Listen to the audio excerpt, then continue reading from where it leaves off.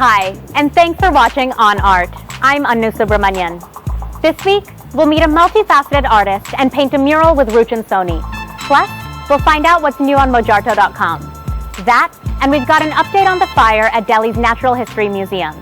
This is On Art.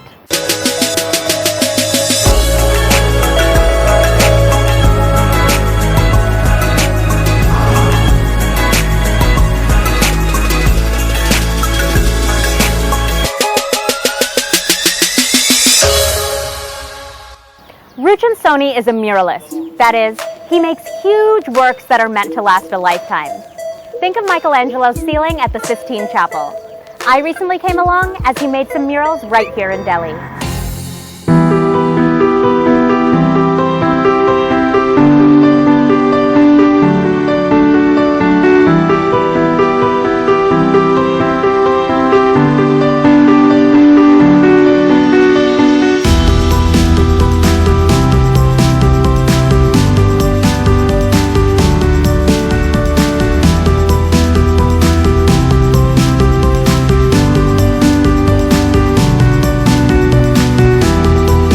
There's art that finds its way to a corner of a collector's home or hangs in a museum.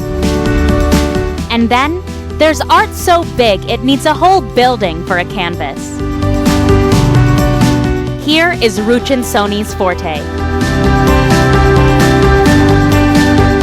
The artist creates murals and has worked all over the country and world.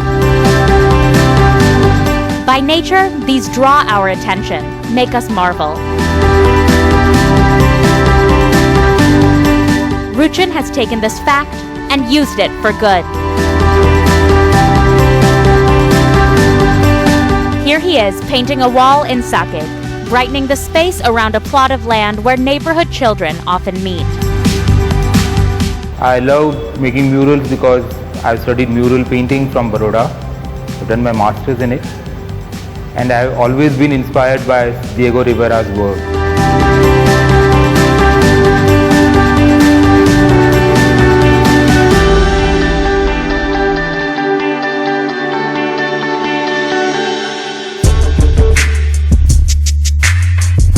Ruchin Soni has also taken his talents to Halfway Home near Delhi Gate, where children with substance addiction are rehabilitated and given shelter, food, and schooling. With the children who live here, he's painting the room where they learn and play. The room was very little shabby in terms of the colors were peeling off, the things were broken at from certain parts. It was a little depressing at the same time.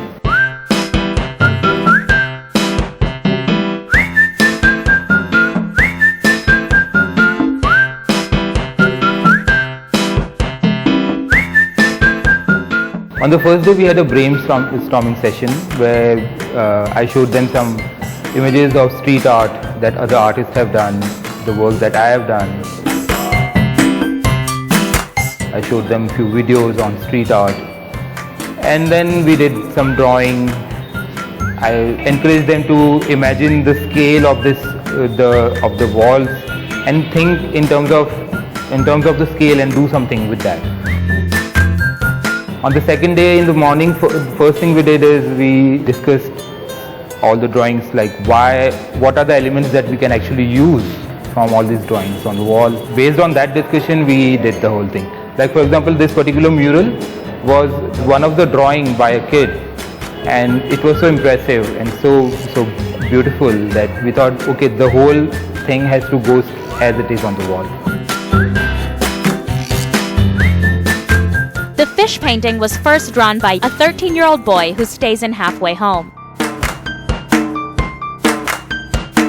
Several drawings made by the children are being incorporated into the final wall.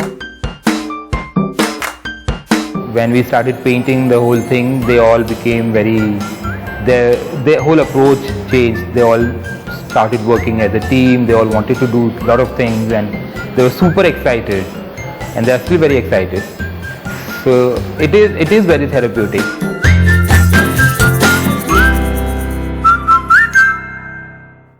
Our next artist is also a painter, though her canvas is considerably smaller. I met Shruti Gupta Chandra at her studio in Delhi to ask her about the way her work has evolved over her long career in art.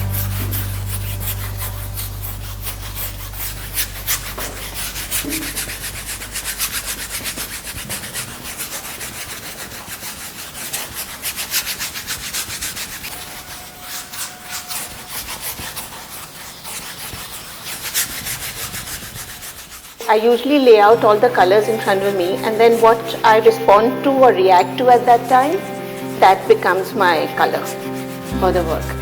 And then after some time, it's the canvas that really starts dictating what you should do.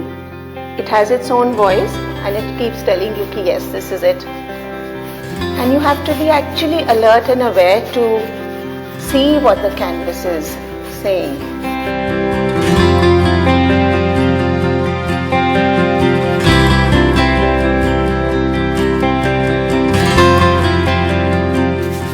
My starting point this time is the color. Usually my starting point can be a color or a form or an image. This time I wanted a play of the blues, blue and green. Where it goes from here, the canvas will tell me. It's not pre-planned. This is Shruti Gupta Chandra. Over her career in painting, which spans more than 3 decades, she's created works about the body, man, loneliness in cities, impressions from religious monuments. Her style has not remained stagnant or predictable, a fact she attributes to the way our lives, too, are shifting and blooming. There was one time that I was working in great detail. I was doing these hands and feet series, which was, I would say, from 85 onwards. And that time I was doing things in great detail, each nerve, each vein and everything. And then after a while I said, no, I don't want to do it in detail. So I just opened out in doing series of spontaneous drawings. I just used to start from a corner with a conte and work along.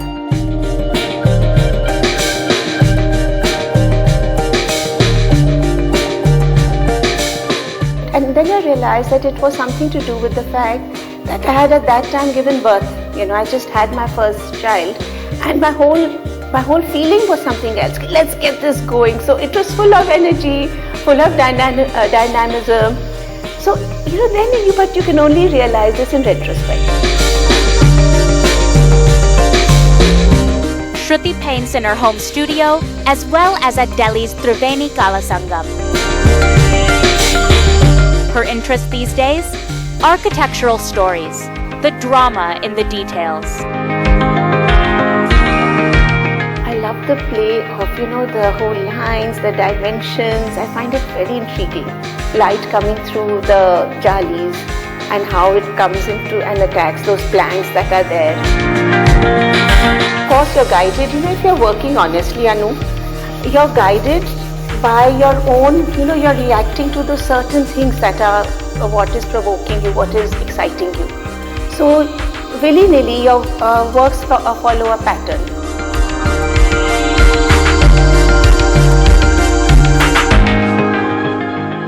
That's one of the most compelling things about Shruti Gupta Chandra. Her style isn't predictable, it keeps changing. After the break, we'll meet her again, but this time, not how you'd expect. Stick around.